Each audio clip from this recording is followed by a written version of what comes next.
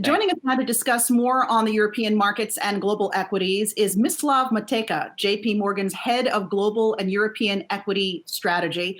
Mislav, thanks so much for being with us. You're joining us today on the phone. I want to get your thoughts on something that broke just a short time ago. The chief of the International Monetary Fund warning that full global economic recovery is unlikely in 2021. So we're looking at a recovery here that could take 18 months to 2 years. What is your reaction to that timeline, Mislav?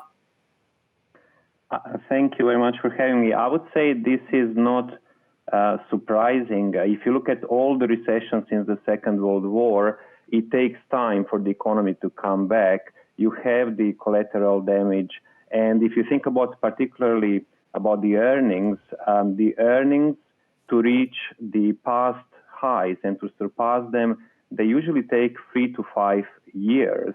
And what is worrying is that, yes, consensus is cutting the numbers for this year quite aggressively, which is right, but they still have the next year number higher than 2009 actual. That is what doesn't happen typically. Just to follow up on that, what's your feeling on us being able to bounce back more quickly this time, though, versus past recessions? Because unlike other recessions, this was sparked by a health crisis. There was nothing systemic that was wrong with our global financial system. So wouldn't you expect us to snap back a little faster than previous recessions? I mean, just to put it in the context, we did publish yesterday, we actually expect a very strong rally in the cyclicals and then value. We'll talk about that probably in more detail. I would just say one thing that, yes, the policy response is so much more aggressive, but let's not forget that we had a cycle in the last 10 years, which was quite strong. So we didn't start this shock depressed and low and depleted. You had car sales, housing starts, consumer, all having enjoyed a 10-year cycle. And the problem here is that for 10 years, one didn't see a consumer labor market dislocation. So the market is used to buying any dip. There is a European crisis in 2012, you buy the dip. There is a China devaluation scare in 2015, you buy the dip. There is a trade uncertainty in 2018 Q4, you buy the dip. This is the first time in 10 years that you have a shock plus a labor market pressure. And that's why our view would be, yes, it's right that you had a rally on the back of the policy support, but what comes after this near-term technical rebound is a bit more of a drift, and it's going to take time to recover fully.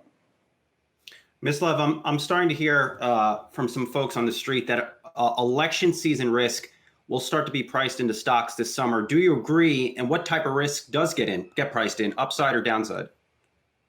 Well, this is another one. We were bullish on the equity market the whole of last year. Our story was S&P 500 makes a significant new all-time high before the elections are out of the way, because there needs to be a ceasefire.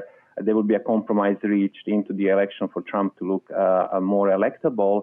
The problem now is that you have this risk rising again ahead of the elections, that there could be uncertainty between the U.S. and China picking up more aggressively over the next months, and that could at some point, as we go into the debates, be a bit of a constraint. All right, Mislav Matejka, JP Morgan's head of global and European equity strategy. Thanks so much for being with us this morning. Thank you. Hey investors, Zach Guzman here. Are you interested in learning more about the markets and getting the latest financial news? Well, then click right here to subscribe to our Yahoo Finance YouTube channel.